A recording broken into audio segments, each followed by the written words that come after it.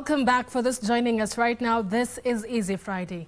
Now, women leaders from across the country are calling for the consolidation of bursaries currently managed by MPs, MCAs and governors into a single transparent kitty to better support needy learners across the country. Speaking in Nairobi, women leaders led by Eco Network Africa Foundation President Dr. Jennifer Riria have also called for urgent action to address what they term as a growing crisis of a majority of grade 10 learners who are yet to join senior high schools. They further decried rising insecurity, even as they called for gender-based violence to be declared a national disaster.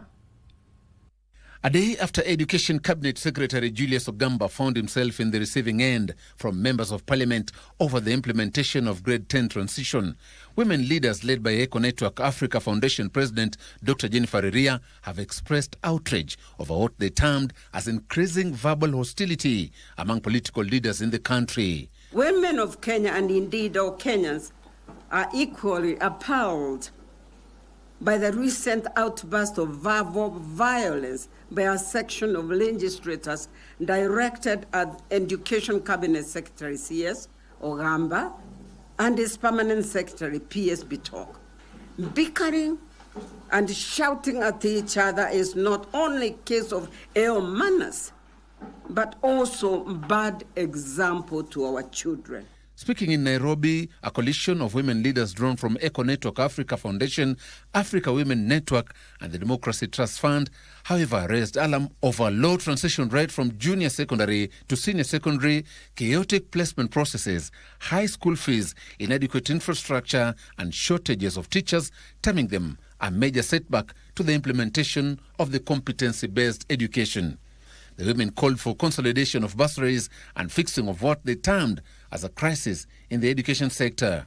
Hizi bursaries zimegawiwa kwa MCA, kwa MP, mara kwa governor na hata kwa rais, kwa ofisi ya rais, hata ministry.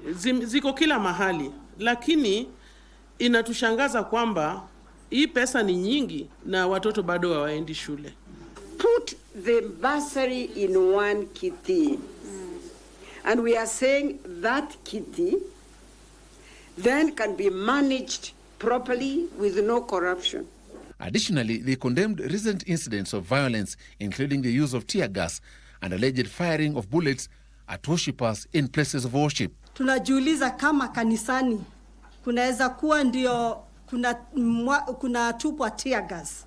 Kanisani ndio hata risasi inarushwa. Sasa sisi tutakimbilia wapi? We demand that those leaders who are perpetrating hatred and violence must be dealt with by the systems that are legally put in place. Meanwhile, the women also welcomed the release of the Presidential Technical Working Group report on gender-based violence and femicide, led by Dr. Nancy Baraza, even as they endorsed recommendations to declare gender-based violence a national disaster. Wakati wakina mama wanakuwa na hiyo shinda, wanadhulumiwa kila mahali. Sio wamama peke yake wanateseka.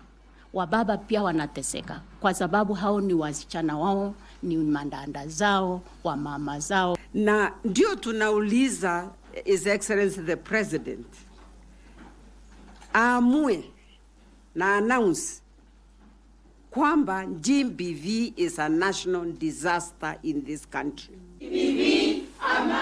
Joseph Wahungu for Easy Friday.